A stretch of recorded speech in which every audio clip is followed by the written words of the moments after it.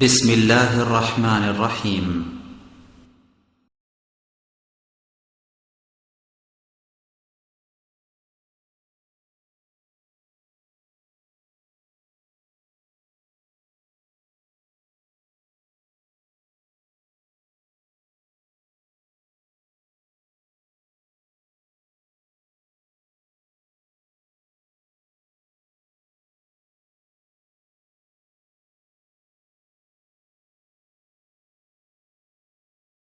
إن الحمد لله نحمده ونستعينه من يهده الله فلا مضل له ومن يضلل فلا هادي له وأشهد أن لا إله إلا الله وحده لا شريك له وأشهد أن محمدا عبده ورسوله أما بعد فإن خير الحديث كتاب الله وخير الهدى هدى محمد صلى الله عليه وسلم وشر الأمور محدثاتها وكل محدثة بدعة وكل بدعة ضلالة وكل ضلالة في النار. أعوذ بالله من الشيطان الرجيم. يا أيها الرسول كلوا من الطيبات واعملوا صالحا. عن أبي هريرة رضي الله تعالى عنه قال قال رسول الله صلى الله عليه وسلم يأتي عليكم زمان لا يولي الناس ما خرج منه أمن الحلال أمن الحرام رواه البخاري. عن أبي هريرة رضي الله تعالى عنه قال قال رسول الله صلى الله عليه وسلم إن الله طيب لا يقبل إلا الطيبا إن الله أمر المؤمنين بما أمر الله المرسلين ثم ذكر الرجل يطيل السفر عشاش أكبر ويمد يديه ويقول يا ربي يا ربي ومطعمه حرام ومشربه حرام وملبسه حرام وغذي بالحرام أما يستجب له رواه মুসলিম। সম্মানিত মসজিদের মুসল্লি, প্রশংসা আল্লাহর জন্য, শান্তি অবতীর্ণ হোক আল্লাহ রাসূলের উপর সাল্লাল্লাহু আলাইহি ওয়াসাল্লাম। আজ জুমার খুতবায় সংক্ষিপ্ত সময়ে বক্তব্যের বিষয় বৈধ রুজি। হালাল রুজি সম্পর্কে এক গুরুত্বপূর্ণ সংক্ষিপ্ত তত্ত্ববহল বিবরণের চেষ্টা করব ইনশাআল্লাহুল আজিজ। মানুষের জীবনে মুসলমান হয়ে বেঁচে থাকার সবচেয়ে গুরুত্বপূর্ণ বিষয় সেটা হচ্ছে বৈধ রুজি। মানুষের ইবাদত কবুল হওয়া না হওয়া নির্ভর করে তার বৈধ রুজির ওপরে, এবং এই জিনিসটি মানুষের জীবনে অতীব জরুরি ও অতীব কঠিন। যেটা মানুষের জীবনে সবচেয়ে জরুরি সেটাই মানুষের জীবনে সবচেয়ে কঠিন। সম্পদ ছাড়া নবীগণের চলেনি, কাজেই কোনো মানুষের চলবে না, এ কথাই ঠিক। নবীগণ তাদের নবীর মর্যাদা দিয়ে অর্থ সম্পদ ছাড়াই দেশে চলতে পারেননি। আহাল পরিবারের জন্য পয়সা উপার্জন করতে মানুষের দরজায় তাদেরকেও যেতে হয়েছে। এতে থেকে খুবই স্পষ্টই বোঝা যায় যে মানুষকে আল্লাহ স্বাভাবিকভাবে এমনিতে রুজি দেন না, মানুষের চেষ্টা প্রচেষ্টার মাধ্যমে দিয়ে থাকেন। যদিচ মারিয়াম আলাইহিস সালামের রুজিটি ভিন্ন ধরনের। জাকারিয়া আলাইহিস সালাম যখন তার নিকটে যেতেন তখন দেখতেন অসময়ের ফল। তিনি বলতেন, মারিয়াম, এসব ফল কোথা থেকে এসেছে? তিনি উত্তরে বলতেন, হাযা মিন ইনদিল্লাহ, এগুলো আল্লাহর পক্ষ থেকে এসেছে।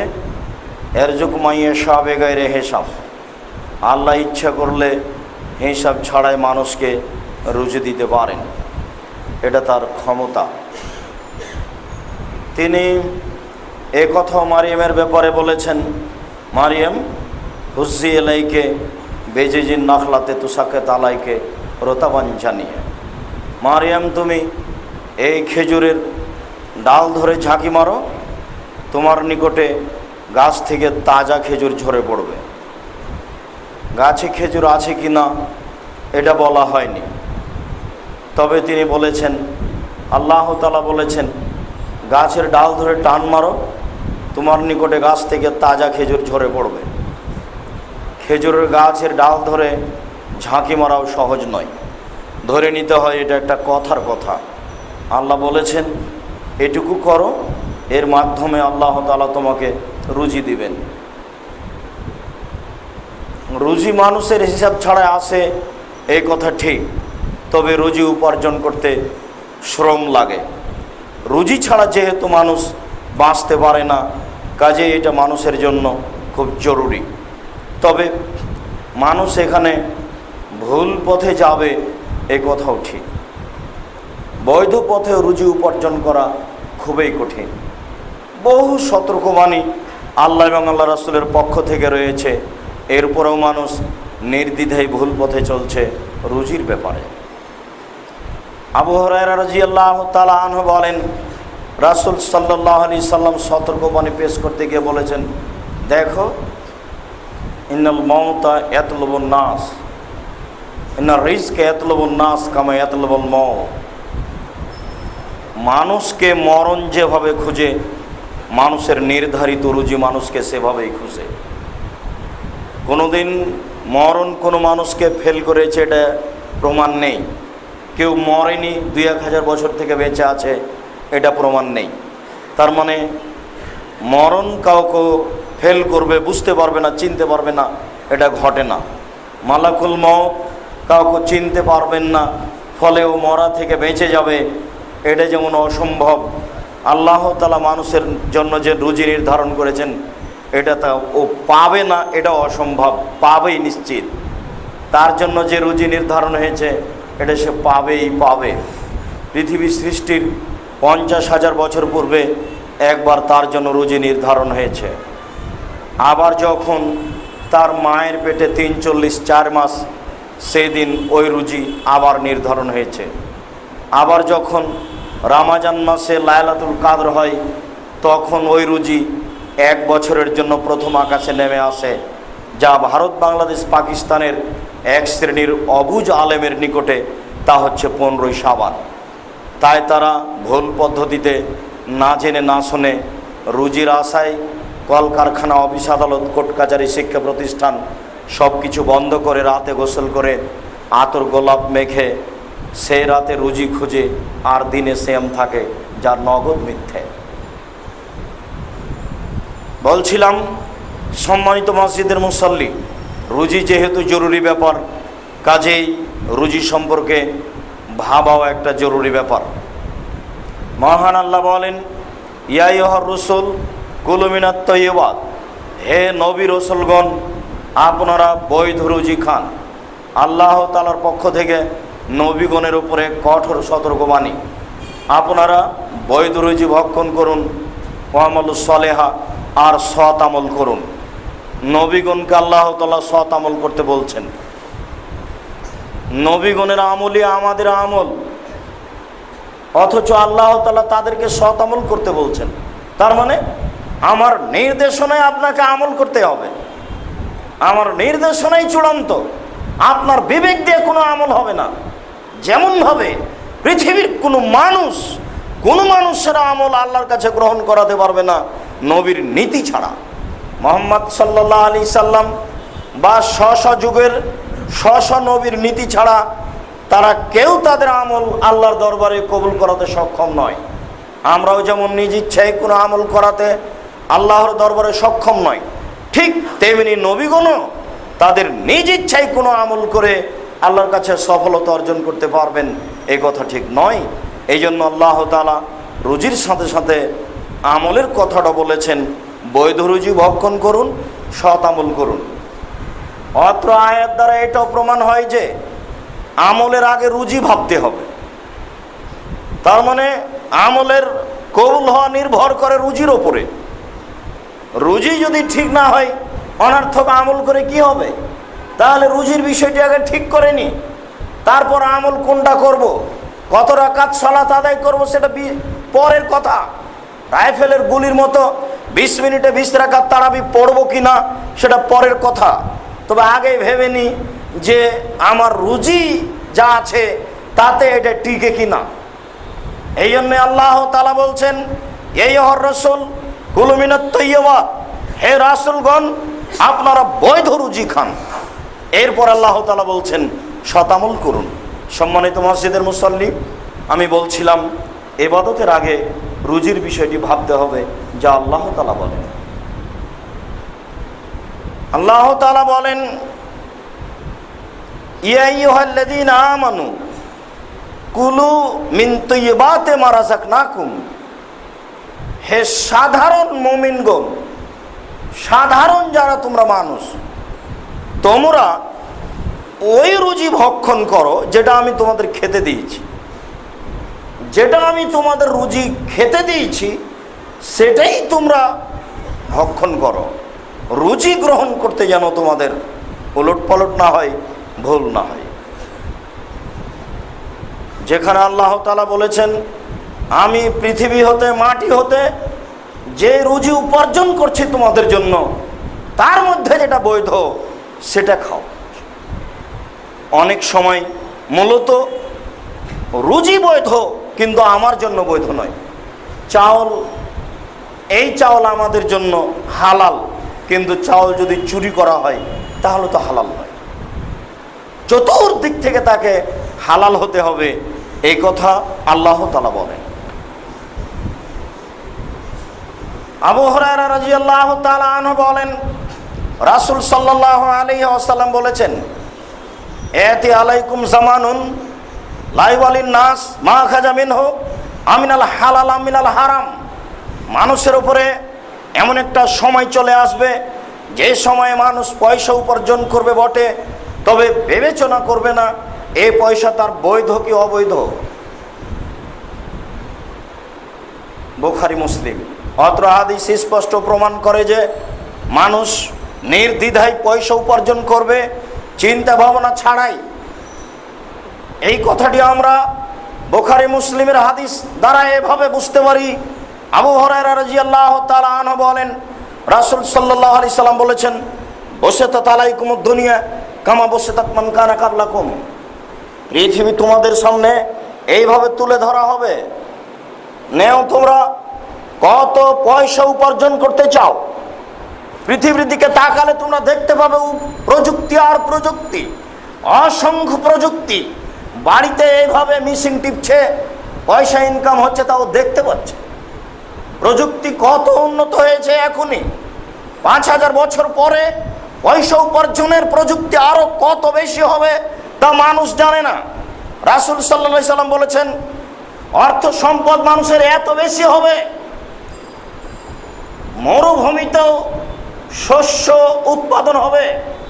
যেই মরুভূমিতে পৃথিবীর জন্ম থেকে কোনোদিন ঘাস পাত গজায়নি, আরব ভূখণ্ডের মরুভূমি হাজার হাজার বছর থেকে পাথর ও বালু দ্বারা তৈরি চলে আসছে, যেখানে কোনোদিন ঘাস পাতা গজায়নি। তাই ইব্রাহিম আলাইহিস সালাম তার আহাল পরিবারকে কাবা ঘরের পাশে রেখে উল্টা মুখে ফিরে গিয়ে ওই সানিয়া পাহাড়ের পাশে গিয়ে বাচ্চাদের লক্ষ্য করে কাবা ঘরের মুখে, কাবা ঘরের দিকে মুখ করে হাত তুলে বলছেন, আল্লাহুম্মা, হে আল্লাহ, ইন্নী আসকানতু মিন যুররিয়াতি, আমার পরিবারের কিছু অংশ রেখে দিলাম তোমার ঘরের পাশে, যেখানে কোনো ঘাস পাতা উৎপাদন হয় না, যেখানে কোনো গাছপালা নেই, যেখানে কোনো মানুষজন নেই। মানুষজনের সাথে সাথে ইব্রাহিম আলাইহিস সালাম বলছেন সেখানে কোনো ঘাস পাতাও নেই, গাছপালাও নেই, একেবারে গাছ পাতাহীন এলাকা, যেখানে খাওয়ার ব্যবস্থা নেই, যেখানে কোনো মানুষের ব্যবস্থা নেই। তুমি বলেছ রেখে দিলাম, কিভাবে থাকবে কিভাবে খাবে সেটা আমি জানি না। তার স্ত্রীও জানেন না আমি কিভাবে থাকব, কিভাবে খাবো। যখন তিনি আগে আগে হাঁটছিলেন তখন স্ত্রী পিছনে পিছনে হাঁটছিলেন আর বলছিলেন, আয়না তাজাবে ইব্রাহিম, ইব্রাহিম কোথায় যাচ্ছেন, আয়না তাজাবে ইব্রাহিম, ইব্রাহিম কোথায় যাচ্ছেন। আলাইয়ালতাফিতু ইলাইহা, কিন্তু ইব্রাহিম আলাইহিস সালাম ওই দিকে লক্ষ্য করছিলেন না। তিনি যখন ভাবলেন তিনি আমার সাথে কথা বলবেন না, তখন তিনি বললেন, আতাজাব বিইজনিল্লাহ, আপনি কি আল্লাহর অনুমতিতে এইভাবে যাচ্ছেন? আপনাকে কি আল্লাহ এভাবে চলে যেতে বলেছেন? কালা নাম, তখন বলেন হ্যাঁ। তিনি হয়তোবা মুখ না ঘুরিয়ে বলেছেন যে হ্যাঁ আল্লাহ আমাকে এইভাবেই চলে যেতে বলেছেন। তখন তিনি বলছেন, আচ্ছা ঠিক আছে, ফালা ইউজাইয়াল্লাহু তাআলা, আল্লাহ তাআলা আমাকে ধ্বংস করবেন না। স্ত্রীও জানেন না কিভাবে থাকবেন এখানে, এটা তার জানা নেই। ইব্রাহিম আলাইহিস সালামও জানেন না স্ত্রী এখানে কিভাবে থাকবেন। দুইজনের কারো জানা নাই, তবে আল্লাহর উপরে ভরসা তাদের এত বেশি, তারা থাকবে বেঁচে এটা নিশ্চিত। কিভাবে থাকবে তারা জানে না। যেটা বলছিলাম, সেই মরুভূমিতে ঘাস পাতা গজাবে, ফসল পানি উৎপাদন হবে, এত বেশি হবে। বেশির কথা বলতে বলতে আল্লাহ রাসূল বলছেন, একটা গাভীর দুধ খাবে একটা গ্রাম, আর একটা ডালিম খাবে একটা বংশ। 15 বছর পূর্বে একটা গাভী দুধ দিত হাফ কেজি থেকে 3 কেজি, এখন একটা গাভী দুধ দেয় 3 কেজি থেকে 40 কেজি। 15 বছর পূর্বে বাজারে একটা ডালিম পাওয়া যেত 1 ছটা, এখন একটা বাজারে ডালিম পাওয়া যায় 1 কেজি। 15 বছরের ব্যবধানে যদি এত পরিবর্তন হতে পারে, 50 বছর পরে কত পরিবর্তন হবে তা মানুষ বলতে পারবে না। 15 বছর পূর্বে মোবাইল ফাংশনে মিনিটে 4 টাকা ইনকাম হয়, এ কথা মানুষের জানা ছিল না। 15 বছর পরে মানুষ মিনিটে 3 টাকা 5 টাকা 50 টাকা ইনকাম করছে। 50 বছর পরে আরো কত পথ বের হবে তা মানুষ জানে না। শুধু রাসূল সাল্লাল্লাহু আলাইহি ওয়াসাল্লাম এভাবে বলেছেন, বসাতাত আলাইকুমুদ দুনিয়া কামা বসাতাত মান কানা কাবলাকুম, তোমাদের সামনে পৃথিবীকে তুলে ধরা হয়েছে। এই দেখো পৃথিবীতে কত প্রযুক্তি, লক্ষ কোটি প্রযুক্তি, কোটি কোটি প্রযুক্তি। মানুষ কত ধরেছে, কত আছে তা মানুষ জানে না। আরো কিয়ামত পর্যন্ত উপার্জনের পথ মানুষ কত ধরবে তা মানুষের জানা নাই। এগুলো উপার্জনের পথ। গড়ান পল্লীর জমিতে 4 মণ বিঘা ধান হতো 15 বছর পূর্বে, এখন পল্লীর জমিতে ধান হয় গড়ান বিঘায় 40 মণ 50 মণ। 20 বছর পরে আরো কত হবে তা মানুষ জানে না। এটাই হচ্ছে প্রযুক্তি। এই কথা বলার পরে যেই কথাটুকু আল্লাহ রাসূল সতর্কবাণী হিসাবে পেশ করলেন, তাহলে দেখো, তুহলিকুকুম কামা আহলাকাতুম ওয়া তানাফাসুনা কামা তানাফাসুনা মান কানা কাবলাকুম, তোমরা পয়সা উপার্জনের প্রতিযোগিতায় নেমে যাবে যেমনভাবে পূর্বের লোক নেমেছিল। তাহলে মানুষ পয়সার উপার্জনের প্রতিযোগিতায় নেমে যাবে। কে কত পয়সা উপার্জন করতে পারে, কে কত বাড়ি গাড়ি করতে পারে, এর প্রতিযোগিতায় মানুষ নেমে যাবে। মানুষ তখন ভাববে না এটা বৈধ কি অবৈধ, এনজিওতে চাকরি করা যাবে কিনা, গার্মেন্টসে থেকে পয়সা উপার্জন করা যাবে কিনা, ফাঁকি দিয়ে চাকরি করে টাকা উপার্জন করা যাবে কিনা, এটা মানুষ ভাববে না। তুহলিকুকুম কামা আহলাকাতুম, তোমাদেরকেও এই পৃথিবী ধ্বংস করে দিবে পূর্বের লোককে যেমনভাবে ধ্বংস করেছে। তারাও টিকতে পারেনি, তোমরাও টিকতে পারবে না। তারাও জাহান্নামে চলে গেছে, ধ্বংস হয়ে গেছে, তোমরাও চলে যাবে জাহান্নামে, চলে যাবে, ধ্বংস হয়ে যাবে যখন তোমরা পয়সা উপার্জন করবে নির্দ্বিধায়, চিন্তা ভাবনা ছাড়াই। ওই কথাটা আল্লাহ রাসূল বললেন, এমন এক সময় চলে আসবে যেই সময়ে আমার উম্মত পয়সা উপার্জন করবে চিন্তা ভাবনা ছাড়াই, যেটা এখন হচ্ছে। মানুষের পয়সার প্রয়োজন, কিভাবে পয়সা আসছে এটা মানুষ দেখা প্রয়োজন মনে করে না, ভাবেও না। অথচ রাসূল সাল্লাল্লাহু আলাইহি সাল্লাম তার ফলাফল এত কঠিনভাবে উল্লেখ করলেন, ফলাফল এত কঠিনভাবে উল্লেখ করলেন।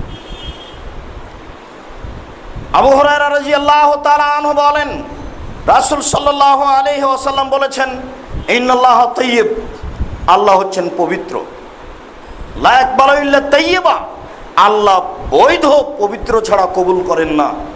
এই পর্যন্ত মুসলিম বাক্যটি আবার শুনুন, আল্লাহ নিজে পবিত্র আর পবিত্র ছাড়া কবুল করেন না। আপনার যদি পয়সা অপবিত্র হয় তাহলে আল্লাহর আপনার কোনো কিছু কবুল করবেন না।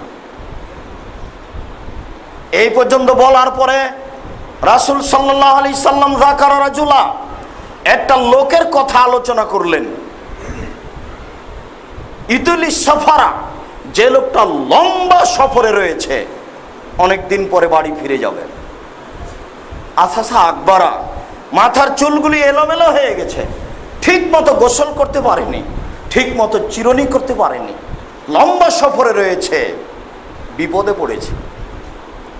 বিপদে পড়ে আল্লাহর দরবারে হাত তুলে প্রার্থনা করছেন। ওয়া মুদ্দাইহে, বিপদে পড়ে সফরে হাত তুলে দোয়া করতে হয়, ছেলে মেয়ের জন্য হাত তুলে দোয়া করতে হয়, যা ইব্রাহিম আলাইহিস সালাম করলেন। বিপদে পড়ে হাত তুলে দোয়া করতে হয়, চন্দ্রগ্রহণে হাত তুলে দোয়া করতে হয়, সূর্যগ্রহণে হাত তুলে দোয়া করতে হয়, যুদ্ধক্ষেত্রে হাত তুলে দোয়া করতে হয়, কবরের পাশে গিয়ে হাত তুলে দোয়া করতে হয়, কবরের শাস্তিকে লক্ষ্য করে হাত তুলে দোয়া করতে হয়, পানি চাইতে গিয়ে সবাই মিলে হাত তুলে দোয়া করতে হয়, কাবা ঘর দেখে হাত তুলে দোয়া করতে হয়, সাফা পাহাড়ে উঠে হাত তুলে দোয়া করতে হয়, মারওয়া পাহাড়ে উঠে হাত তুলে দোয়া করতে হয়, আরাফার মাঠে হাত তুলে দোয়া করতে হয়, মুজদালিফার মাঠে হাত তুলে দোয়া করতে হয়, পরের 2 দিন পাথর নিক্ষেপ করার পরে হাত তুলে দোয়া করতে হয়। মানুষের জীবনে একটা গুরুত্বপূর্ণ ইবাদত হচ্ছে হাত তুলে দোয়া করা। মানুষের জীবনে অতীব গুরুত্বপূর্ণ একটি কাজ হচ্ছে হাত তুলে দোয়া করা। রাসূল সাল্লাল্লাহু আলাইহি সাল্লাম বলেন, আল্লাহ বড় লজ্জাশীল। কে যদি হাত তুলে দোয়া করে, আল্লাহ তার খালি হাতকে ফিরিয়ে দিতে লজ্জা পান। আল্লাহ বড় লজ্জাশীল। কে যদি হাত তুলে আল্লাহকে বলে আমি বিপদে পড়েছি, তখন তার কথাটা না শোনাটা আল্লাহ লজ্জা পান, যে আমার দরবারে হাত তুলে এই কথা বলল আর আমি তার কথাটা গ্রহণ করব না, এটা কেমন হয়? তিনি নিজে নিজেই লজ্জাবোধ মনে করেন। তাহলে তিনি সৃষ্টিকর্তা, তিনি যদি লজ্জাবোধ মনে করেন, তাহলে আপনার কথা গ্রহণ করবেন না? মানে অবশ্যই করবেন। আপনার জীবনে অতীব গুরুত্বপূর্ণ কাজ হচ্ছে হাত তুলে দোয়া করা। রাসূলের পদ্ধতিতে হাত তুলে দোয়া করতে শিখুন। নামাজের সলাতের পরে সবাই মিলে হাত তুলে দোয়া করলে আল্লাহ রাসূলকে উপেক্ষা করা হবে। জানাজার পরে, সভা সমিতির পরে, আপনার ওই ঈদের পরে, ঈদের মাঠে কোনো বৈঠকে, আপনার বিবাহের বৈঠকে, যে কোনো জায়গাতে পানি চাওয়া ব্যতীত সবাই মিলে হাত তুলে দোয়া করলে আল্লাহ রাসূলকে অপমান করা হবে। আল্লাহ রাসূলকে উপেক্ষা করে, সুন্নাত ত্যাগ করে হাত তুলে দোয়া করে জান্নাত কেনার চেষ্টা করিয়েন না, ভুল সিদ্ধান্ত। তারা 15ই শাবানে এত জোরালো ইবাদত করে যেন জান্নাত কেনার চেষ্টা না করে। রাসূলের পদ্ধতি ছাড়াই বিকল্প পদ্ধতিতে ইবাদত করে আল্লাহ রাসূলকে অপমান করে জান্নাত কেনার চেষ্টা করে না যেন কেউ। বলছিলাম, সম্মানিত মসজিদের মুসল্লি, লোকটি বিপদে আছে, বিপদে পড়ে হাত তুলে আল্লাহর দরবারে দোয়া করছে। কিন্তু ঘটনা হলে আল্লাহ রাসূল বলছেন, ও মাতামুহু হারামুন, তার খাদ্য আছে হারাম, ও মাশরাবুহু হারামুন, তার পানি আছে হারাম, ও মালবাসুহু হারামুন, তার পোশাক আছে হারাম, ও গুজিয়া বিল হারামে, তার জীবিকা নির্বাহ হারাম। আন্না ইস্তাজাবা লাহু, তার দোয়া কি করে কবুল হতে পারে? অসম্ভব, তার দোয়া কবুল হবে না। মুসলিম।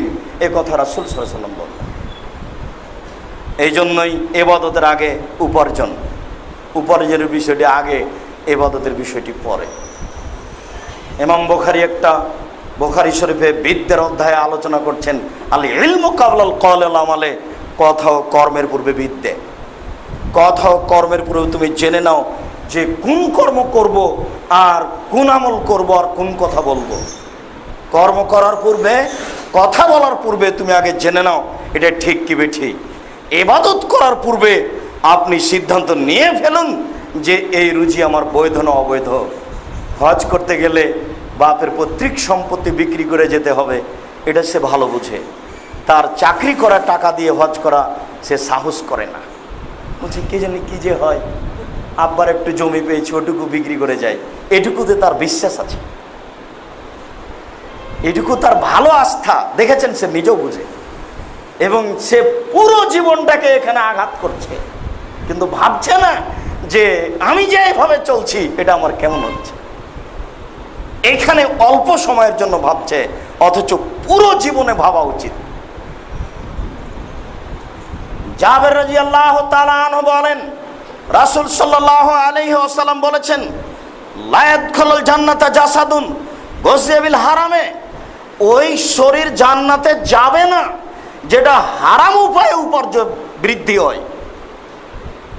ওই শরীর জান্নাতে যাবে না যেটা হারাম উপায়ে বাড়ে। জাবের রাদিয়াল্লাহু তাআলা আনহু বলেন, রাসূল সাল্লাল্লাহু আলাইহি সাল্লাম বলেছেন, কুল্লু লাহমিন নাবাতা মিনাস সুহতে কানাতি নারা আওলা বিহি, প্রত্যেক শরীর যেটা হারাম উপায়ে বাড়ে তার জন্য জাহান্নামই যথেষ্ট। প্রত্যেক শরীর যেটা হারাম উপায়ে বাড়ে তার জন্য জাহান্নামই যথেষ্ট। তাহলে যে কোনো ইবাদত করুন, যেহেতু এটা কবুল হয়নি কাজেই ফলাফল জাহান্নাম। যে কোনো ইবাদত নির্ভর করে আপনার রুজির উপরে। সম্মানিত মসজিদের মুসল্লি, বিষয়টি ভাবুন এবং বাকি জীবনে কাজে লাগানোর চেষ্টা করুন। আল্লাহ তৌফিক দান করুন। আল্লাহুম্মা আমিন।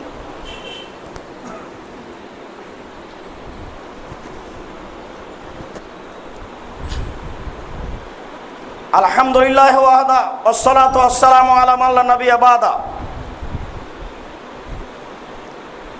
নোমান ইবনে বাশির রাদিয়াল্লাহু তাআলা আনহু বলেন, রাসূল সাল্লাল্লাহু আলাইহি ওয়াসাল্লাম বলেছেন, আল হালালু বাইয়িন ওয়াল হারামু বাইয়িন, হালাল স্পষ্ট, হারাম স্পষ্ট।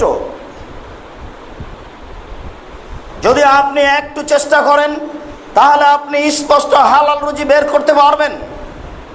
যদি আপনি একটু চেষ্টা করেন তাহলে হারাম রুজি বের করতে পারবেন। যেহেতু আল্লাহ রাসূল বলেন হালাল স্পষ্ট, হারাম স্পষ্ট, ওয়া বাইনাহুমা মুস্তাবাহাতুন, এই দুইটার মধ্যে আরেকটা রুজি আছে, লা ইয়ালামুহুন্না কাসীরুম মিনান নাস, বহু মানুষ উদ্ঘাটন করতে পারে না এটা বৈধ না অবৈধ। তাহলে একটা রুজি আছে যেটা সঠিক বের করা খুবই কঠিন। এই কথা বলার পরে রাসূল সাল্লাল্লাহু আলাইহি ওয়াসাল্লাম বলেন, ফামান ইত্তাকা মিনাশ শুবহাতে ইস্তাবরালাই দাইনিহি ওয়া ইরজিহি, যে ব্যক্তি এই সন্দেহযুক্ত রুজি থেকে বেঁচে গেল সেই নিজেকে পবিত্র করে নিল। ফামান ইত্তাকা মিনাশ শুবহাতে, যে ব্যক্তি সন্দেহ থেকে নিজেকে মুক্ত করে নিল সেই নিজেকে জাহান্নাম থেকে বাঁচিয়ে নিল। ওমান ওয়াকাফি শুবহাতে ওয়াকাফিল হারামে, যে সন্দেহের মধ্যে পড়ে গেল সে হারামের মধ্যে পড়ে গেল। শুনুন, যেই রুজির চূড়ান্ত সিদ্ধান্ত নয় সেটা চূড়ান্ত হারাম, যেই চাকরির চূড়ান্ত সিদ্ধান্ত নয় সেটা চূড়ান্ত হারাম, যেই ব্যবসার চূড়ান্ত সিদ্ধান্ত নেই সেটা চূড়ান্ত হারাম, যেই চাকরির চূড়ান্ত সিদ্ধান্ত নেই সেটা চূড়ান্ত হারাম। সন্ধ্যা পর্যন্ত ভাবার সুযোগ নেই, 3 ঘন্টার মধ্যে ওই জমি ছেড়ে দিতে হবে যেই জমি আমার কিনা বুঝতে পারি না। জোর করে দলীয় দাপটে জমি দখল করে আছেন, দলীয় দাপট যেদিন টিকবে না সেদিন কি হবে? জোয়ারচোরদের ক্ষমতায় দলীয় দাপটে অর্থ সম্পদ দখল করে আছেন, সেদিন কি হবে? যেই দিনের ব্যাপারে আল্লাহ বলছেন, আলিয়াউমা লা তামলিকু নাফসুন লিনাফসিন শাইআ ওয়াল আমরু ইয়াওমাইযিন লিল্লাহ, আজ কোনো মানুষ কোনো মানুষের কোনো উপকার করতে পারবে না, একচ্ছত্র মালিকানা আমার হাতে থাকবে। সেই দিন দলীয় দাপট কি হবে? সন্ধ্যা পর্যন্ত ভাবার সুযোগ নেই। ছেলে মেয়ে কি করে খাবো এই জিম্মেদারি আমি নিইনি, যে সৃষ্টি করেছে তার জিম্মেদারি, আমার কেন এত টাকা? পৃথিবী সৃষ্টির 50,000 বছর পূর্বে আমার ছেলের রুজি একবার নির্ধারণ হয়েছে। যেদিন আমার ছেলে তার মায়ের পেটে 3-4 মাস, সেদিন আবার রুজি নির্ধারণ হয়েছে। আমাকে কেন এত ভাবতে হচ্ছে অবৈধভাবে পয়সা উপার্জন করা? ভুল সিদ্ধান্ত। এ কথা চূড়ান্ত বাক্য আপনি মনে রাখবেন। ভাবতে ভাবতে নিচে চলে আসেন, হুজুর বলেছেন জর্দা মাকরু, আব্দুর রাজ্জাক সাহেব বলেছেন জর্দা হারাম। তো হুজুর যা বললেন তাতে একটু হালকা হলো। মাকরু, মাকরু আরবি শব্দটা যে খারাপ, মাকরু মানে খারাপ। তা আমি বললাম হারাম আর উনি বলেছেন খারাপ, তো পার্থক্য কি হলো? কিন্তু উনি বলেছেন আরবি আর আমি একটু বাংলাতে বুঝি না। তাহলে জর্দা উনি মাকরু বলেছেন, আমি হারাম বললাম। যদি এই হাদিসের এই অংশে আসেন তাহলে এটা অস্পষ্ট, আর আল্লাহ রাসূল বলেছেন যেটা অস্পষ্ট সেটা চূড়ান্ত হারাম। এই জন্যই তো আপনাকে ওই কথা স্পষ্টভাবে বলেছি যে 3 শ্রেণীর মানুষ জান্নাতে যাবে না। তার 1 শ্রেণীর মানুষ হচ্ছে মধুমেনুল খামর, যারা নিয়মিত বিড়ি, তামাক, জর্দা, সিগারেট, গুল, নেশাদার দ্রব্য খায়, পান করে, তারা জান্নাতে যাবে না। 1450 বছর পূর্বের সিদ্ধান্ত। আর রাজলাতু মিনান নেসায়ে, পুরুষের বেশধারী জান্নাতে, নারী জান্নাতে যাবে না। এই যে ঢাকা শহরে, চিটাগাং শহরে, পৃথিবীতে দেখছেন এসব নারী, 3 নম্বর শ্রেণীর নারী, বোকা বুদ্ধিহীন নারী, পিতাহীন নারী, গার্জেনহীন নারী, বোধগম্যহীন নারী, বোধোদয়হীন নারী রাস্তাঘাটে ঘুরে বেড়াচ্ছে পুরুষের পোশাক পরে। এরা জাহান্নামে যাবে। 1450 বছর পূর্বের সিদ্ধান্ত। তিনি বলেছেন আর রাজলাতু মিনান নেসায়ে, পুরুষের বেশধারী নারী জান্নাতে যাবে না। জাহান্নাম বলতে শুধু নারী আর নারী, জাহান্নাম বলতে শুধু নারী আর নারী, জাহান্নাম বলতে শুধু নারী আর নারী, কিছু পুরুষ। এই কথা বলার পরে তিনি আবার আপনাকে সতর্ক করলেন। তিনি বললেন অদায়ুস আল্লাযী ইকরু ফি আহলিল খাবাসা, যে তার বাড়িতে বেহায়াইর সুযোগ দিয়েছে সেও জাহান্নামে যাবে। 1450 বছর পূর্বের সিদ্ধান্ত। তাহাজ্জুদ পড়ে হবে না। ও চলে গেছে 3 চিল্লায় 3 মাসের জন্য, লন্ডনে গেছে। মেয়ে বসে আছে, ওই যে রাস্তাতে দেখা আসলেন, ওখানে গিয়ে জান্নাত কিনতে চাচ্ছে। জান্নাত কি পড়ে আছে? জান্নাত की राजशाही चांपाईनबाबगंज हवाई लड्डू, दोनों हाथ में लड्डू है, जो चाहे उसको खा ले, जो चाहे उसको छोड़ दे। ধর্ম কি এত সহজ? নারী পুরুষ একাকার হয়ে কবরের পাশে দাঁড়িয়ে হাত তুলে দোয়া করছে। নারীও আছে, পুরুষও আছে, নেতাও আছে, নেত্রীও আছে। আরে নেতা নেত্রী তো আছে আছে, হিন্দু মানুষটাও দাঁড়িয়ে আছে গো হাত তুলে। আশ্চর্য, ধর্মকে তারা পাগল পেয়েছে। মুহাম্মদ সাল্লাল্লাহু আলাইহি ওয়াসাল্লাম ধর্ম একটা পাগল কিছু। এক অন্যায় নারী পুরুষ একাকার হয়ে আছে, 2 অন্যায় হিন্দু মানুষটা আছে, 3 অন্যায় নির্ধারিত দিনে এরা হাত তুলতে দোয়া করতে গেছে, 4 অন্যায় এই কবরের উপরে ফুল চাপানো আছে। এতগুলি অন্যায়ের পরেও নাকি তারা জান্নাত কিনতে চায়। জান্নাত রাজশাহী চাঁপাইনবাবগंज हवाई लड्डू, दोनों हाथ में लड्डू है, जो चाहे उसको छोड़ दे, चाहे उसको खा ले। জান্নাত নিজের ব্যাপার, যেই না অসম্ভব ভুল সিদ্ধান্ত। জান্নাত নির্ভর করে মুহাম্মদ সাল্লাল্লাহু আলাইহি ওয়াসাল্লামের নীতির উপরে। মুহাম্মদ সাল্লাল্লাহু আলাইহি ওয়াসাল্লামের নীতি ছাড়া জান্নাত কিনা যাবে না, এটাই চূড়ান্ত হিসাব। তিনি বলেন, মনে রেখো, হারাম থেকে বেঁচে থাকতে হবে এইভাবে। কার রাই ইয়ারা হাওলাল হেমা, একজন রাখালের মতো হয়ে হারাম থেকে বেঁচে থাকতে হবে। কোন রাখাল? যে রাখাল ধানের আইলে গরু চড়াচ্ছে। আইল বুঝেন কিনা? ওই যে জমি, ওই জমির আইলে একটা রাখাল গরু চড়াচ্ছে। তো রাসূল সাল্লাল্লাহু আলাইহি ওয়াসাল্লাম বলছেন, ইউশেক, সম্ভাবনা রয়েছে, আয়ের তাফিহে, ধানে গরুতে মুখ দিতে পারে, অতএব তুমি আইলে গরু চড়াইও না। রাখাল যেমন গরুতে ধানে মুখ দিতে পারে, কাজে আইলে নিয়ে যাবে না, ওই লোকটা যেমন সতর্ক থাকার চেষ্টা করছে, রুজির ব্যাপারে আপনাকে সতর্ক থাকার চেষ্টা করতে হবে। এই কথা বলার পরে তিনি বলছেন, আলা, সাবধান থাকো, লেকুল্লে মালিকিন হেমা, হেমাল্লাহে মাহারেমহু, প্রত্যেকটা বাদশার একটা সীমারেখা রয়েছে। বাংলাদেশ শেষ হলে ভারত শুরু হয়, ভারত শেষ হলে বাংলাদেশ শুরু হয়, এটা সীমারেখা। আর আল্লাহর সীমারেখা হচ্ছে হালাল আর হারাম। হালাল শেষ হলে হারাম শুরু হয়, হারাম শুরু হলে হালাল শেষ হয়। এই কথা বলার পরে তিনি বলছেন, আলা, মনে রেখো, সাবধান, ওয়াইন্না ফিল জাসাদে মুজগা, মানুষের শরীরে একটা অংশ রয়েছে, ইয়া সালাহাত সালাহুল জাসাদু কুল্লুহু ওয়া ইজা ফাসাদাত ফাসাদাল জাসাদু কুল্লুহু। ওই অংশ যখন ভালো থাকবে গোটা মানুষটাই ভালো থাকবে, ওই অংশ যখন খারাপ হয়ে যাবে গোটা মানুষটাই খারাপ হয়ে যাবে। মনে রাখিও, সেটাই হচ্ছে অন্তর। যার অন্তর খারাপ তার সবই খারাপ, যার অন্তর ভালো তার সবই ভালো। অন্তর তাকে বলে এটা হারাম উপার্জন ছেড়ে দিতে হবে, অন্তর তাকে বলে এটা বিবেচনা করার সুযোগ নেই, উপার্জন করতে হবে। অন্তর ভালো হলে তার সবই ভালো, অন্তর খারাপ হলে তার সবই খারাপ। আপনি যে হালাল হারাম বিবেচনা করতে পারছেন না উপার্জনের ব্যাপারে, আপনি বিশ্বাস করুন আপনার অন্তর খারাপ। হালাল হারাম থেকে বেঁচে থাকার ব্যাপারে আরেকটি জরুরি কথা। আবু হুরায়রা রাদিয়াল্লাহু তাআলা আনহু বলেন, রাসূল সাল্লাল্লাহু আলাইহি সাল্লাম বলেছেন, অন্য এক বর্ণনায় আয়েশা রাদিয়াল্লাহু তাআলা আনহা বলেন, কানালে আবু বকরিন গোলামুন, আবু বকর একটা কাজের লোক ছিল, গোলাম, ইখরাজলাহুল খারাজা। আবু বকর রাদিয়াল্লাহু তাআলা গোলামের উপার্জন পয়সা খেতেন। তিনি বলেছিলেন, গোলাম তুমি একদিনে 20 টাকা ইনকাম করলে আমাকে 15 টাকা দিতে হবে, 5 টাকা তোমার। এই 15 টাকা তিনি খেতেন। একদা গোলাম কিছু পয়সা নিয়ে আসলেন, ফাকালা মিনহু আবু বকরিন, সেই পয়সা আবু বকর খেয়ে ফেললেন। ফাকালাল গোলাম লাহু, গোলাম আবু বকর সিদ্দিককে বললেন, হাল তাআলামু মা হাজা, আপনি কি বলতে পারেন এই পয়সাটা কেমন? তখন গোলাম বলছে, মা হাজা, এটা কি, কেমন পয়সা? তখন গোলাম উত্তর দিচ্ছে, তাকাহান্ত ফিল জাহেলিয়াতে, আমি জাহেলিয়াতের যুগে গণকি করতাম, গণকি। ওমা আহসানতুল কাহানাতা, আমি ভালো গণকি জানতাম না, মানুষকে খালি প্রতারণা দিতাম, গণকি হারাম।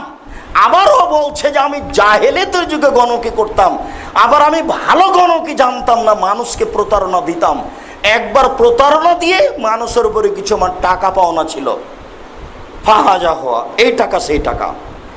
যেমন এই কথা আবু বকর সিদ্দিক রাদিয়াল্লাহু তাআলা শুনলেন, ফাদ খালে এদাও ফামিহি ওয়া আখরাজা মা ফি বাতনিহি, একবারে মুখের ভিতরে হাত ঢুকিয়ে পেটের ভিতরে যা ছিল সব বমন করে বের করে দিলেন। বুখারী মুসলিম। কি বুঝলেন আপনি? আবু বকর সিদ্দিক রাদিয়াল্লাহু তাআলা বৈধ উপার্জনের ব্যাপারে আপনার কাছে কতটুকু অবগতি আসলো? জান্নাত তার পিছনে ঘুরবে না আবু বকর জান্নাতকে খুঁজবেন? জান্নাত আবু বকর রাদিয়াল্লাহু তাআলা খুঁজবে। আর আমি দুশ্চিন্তায় আছি জান্নাত পাবো কিনা। হয় আমি একটা কথা এই জায়গাতে বলে থাকি, যদি আমার জীবনে আমি কাহিনী বলতে চাই না, কোনো কথা বলতে চাই না, কিন্তু ইমাম আহমদ হাম্বল রাহিমাহুল্লাহর জীবনেতে একটা কথা লেখা আছে, সেই কথাটা বলি। আবার বলে রাখছি, এই কথা আমি বলছি বটে, কিন্তু কথা সত্য কিনা আমি নিশ্চিত জানি না। তার জীবনীতে লেখা আছে, ইমাম আহমদ ইবনে হাম্বলের বাড়িতে 3 দিন যাবৎ খাওয়ার ছিল না। তার স্ত্রী, তিনি একদিন আটা কর্জ করে নিয়েছে, তার স্ত্রীকে বললেন রুটি বানিয়ে দাও। অল্প সময়ে রুটি বানিয়ে নিয়ে আসলেন। আহমদ বললেন, কি ব্যাপার, এত তাড়াতাড়ি তুমি রুটি বানালে কি করে? তখন স্ত্রী উত্তরে বলছেন, দেখুন আমাদের চুলাটা 3 দিন থেকে জ্বলে না, বড় ছেলে সালে, ওর বাড়িতে নিয়মিত চুলা জ্বলে, ওই চুলা থেকে রুটিটা সিদ্ধ করে নিয়ে আসলাম, এই জন্য তাড়াতাড়ি হয়েছে। চট করে হাতখান উঠিয়ে নিয়ে বলছেন, শুনে রাখো, সালেহ সরকারি চাকরি করে, সরকারি টাকা দিয়ে খড়ি কিনা হয়েছে, ওই খড়ি দিয়ে রুটি সিদ্ধ হয়েছে, আহমদ ওই রুটি খাবে না। বৈধ অবৈধ পরে দেখুন, সতর্কতা দেখুন। ঘটনা যদি তাই হয়, তাহলে ইমাম আহমদ ইবনে হাম্বল এসব মানুষের পরহেজগারিতে কত উপরে। সম্মানিত মসজিদের মুসল্লি, আমি আপনাদেরকে আমাদের এই আলোচনার শেষের দিকে এসে রুজি বৈধ উপার্জনের ব্যাপারে প্রথম বিষয়ে আমি খুব কঠোরভাবে আল্লাহ রাসূলের পক্ষ থেকে আপনাদেরকে সতর্কবাণী পেশ করতে চাই। তা হলো, বৈধ রুজির একটা বড় অবৈধ রুজির একটা বড় পথ হচ্ছে সুদ ভক্ষণ করা। সুদের সাথে মানুষ অতপ্রতভাবে জড়িত, অথচ ফলাফল হচ্ছে জাহান্নাম। রাসূল সাল্লাল্লাহু আলাইহি ওয়াসাল্লাম বলেন, সুদের ব্যাপারে মায়াকুল দিরহাম রিবা ইয়ালাম আসাদু মিন সিদ্দাতি ওয়া সালাসিনা জিনিয়া, কেউ যদি জেনে শুনে 1 টাকা সুদ খায়, 36 বার জেনা করে যত পাপ হবে, 1 টাকা সুদ খেলে তার চেয়ে বেশি পাপ হবে। রাসূল সাল্লাল্লাহু আলাইহি সাল্লাম বলেন, আর রিবা সাবুনা জুজান আইসার হায়ন করো জুলুমবাহু, সুদের পাপের 70টি ভাগ রয়েছে। ছোট ভাগ হলো মার সাথে জেনা করলে যেমন পাপ হয়। তিনি বলেন, হাদিসটি লম্বা, আমি এবারত না পড়ে শুধু তাড়াতাড়ি অনুবাদ করে যাচ্ছে। আপনি দেখুন, শামর ইবনে জুনদুব রাদিয়াল্লাহু তাআলা আনহু বলেন, রাসূল সাল্লাল্লাহু আলাইহি সাল্লাম ফজরের সালাত আদায় করার পরে আমাদের মুখামুখি হয়ে বলতেন, তোমরা কোনো কিছু স্বপ্নে দেখেছো কি রাতে? আমরা যদি স্বপ্নে কিছু দেখতাম, তিনি তার তাবির করে দিতেন। তিনি একদা বললেন, তোমরা কিছু স্বপ্নে দেখেছো? আমরা বললাম, জি না, আমরা কিছু স্বপ্নে দেখিনি।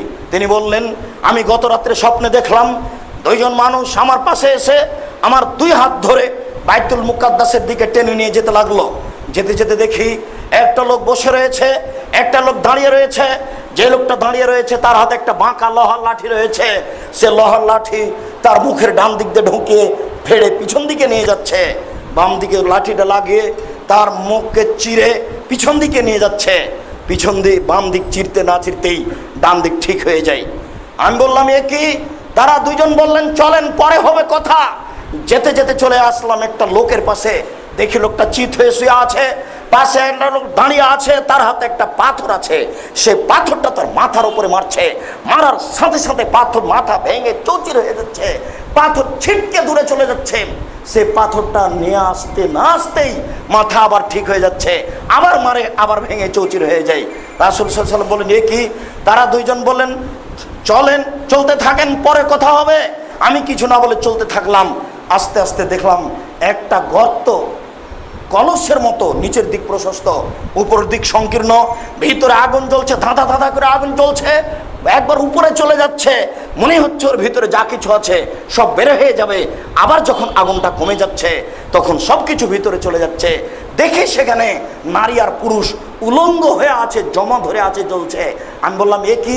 তারা দুজন বললেন চলেন, চলতে থাকেন। আমি কিছু না বলে চলতে থাকলাম। চলতে চলতে এসে দেখছি একটা নদী, নদীতে শুধু রক্ত আর রক্ত, আর কিছু নেই।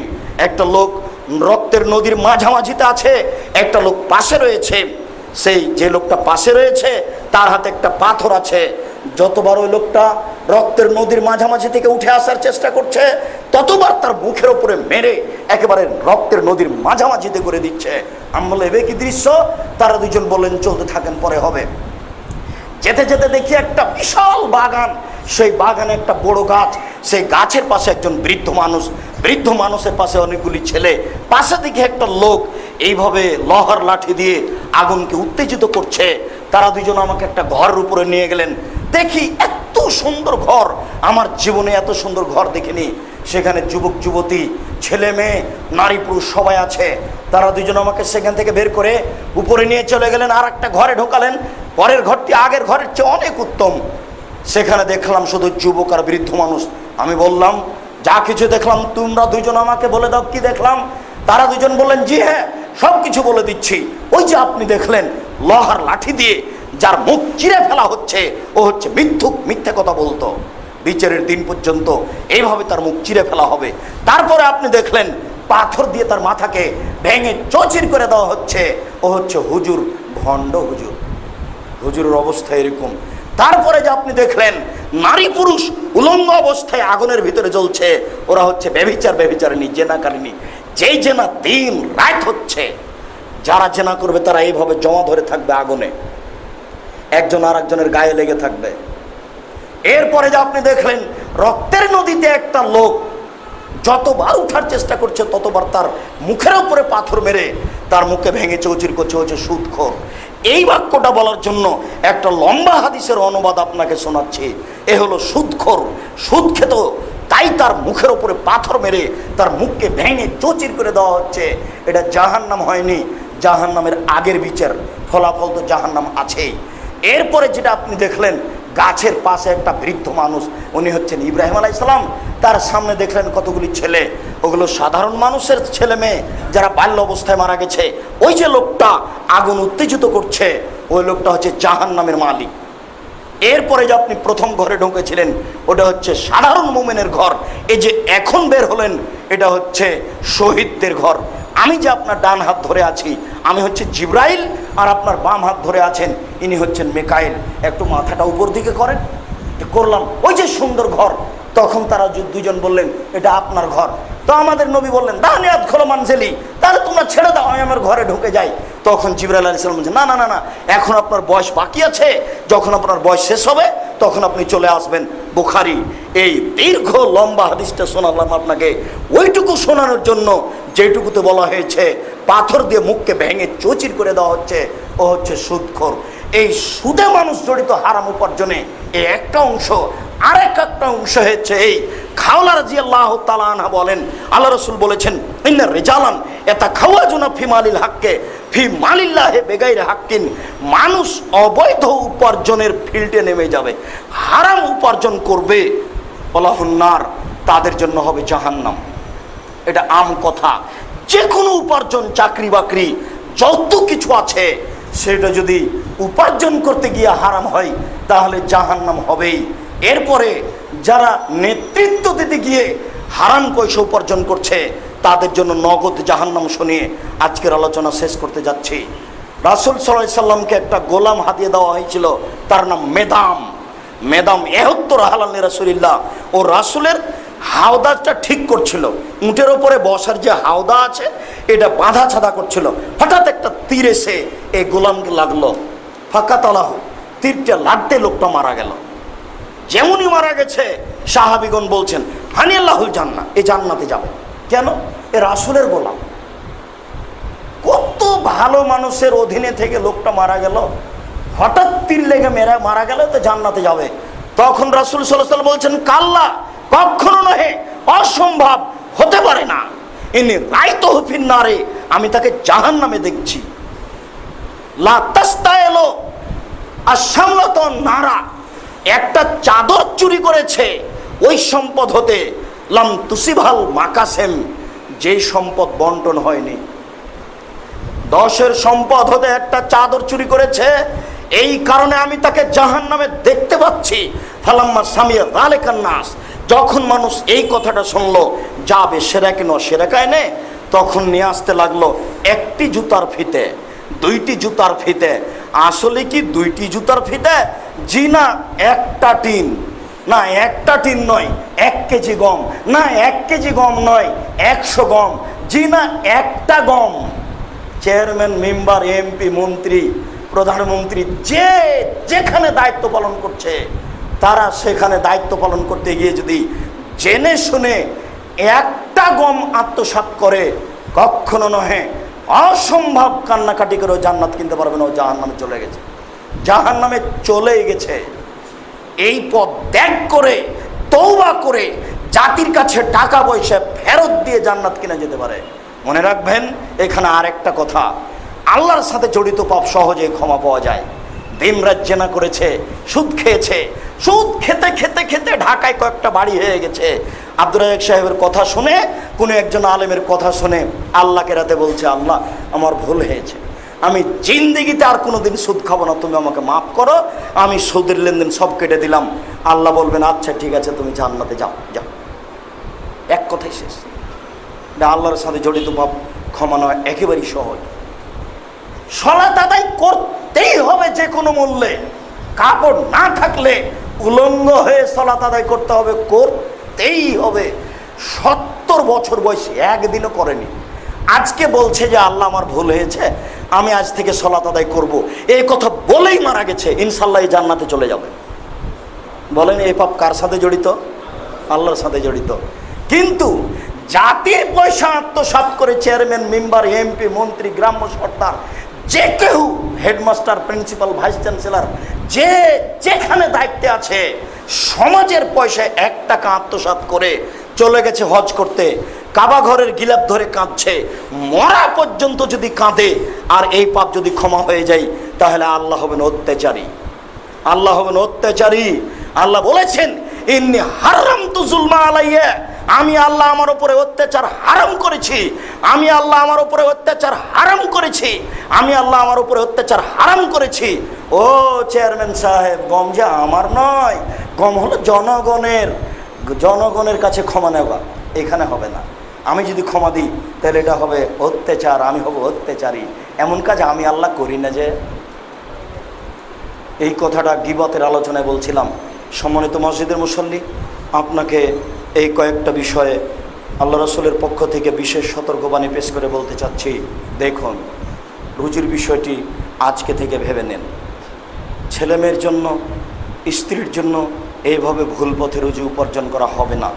যেহেতু মরাই লাগবে, এখন হোক আর 2 দিন পরে হোক, এই মুহূর্তে হোক আর 2 দিন পরে হোক, কাজে রুজির বিষয়টি জরুরিভাবে ভেবে নিই। দেখুন ভুল হচ্ছে, দেখুন ভুল হচ্ছে, দেখুন ভুল হচ্ছে। যেদিন ভুল ধরা পড়বে সেদিন ধরা পড়ে কোনো লাভ হবে না। অতএব আজকে ভুল ধরা পড়ুক, এটাই উচিত। সম্মানিত মসজিদের মুসল্লি, আজ থেকেই বৈধ রুজি উপার্জন করার চেষ্টা করুন। আল্লাহ আপনাকে তৌফিক দান করুন।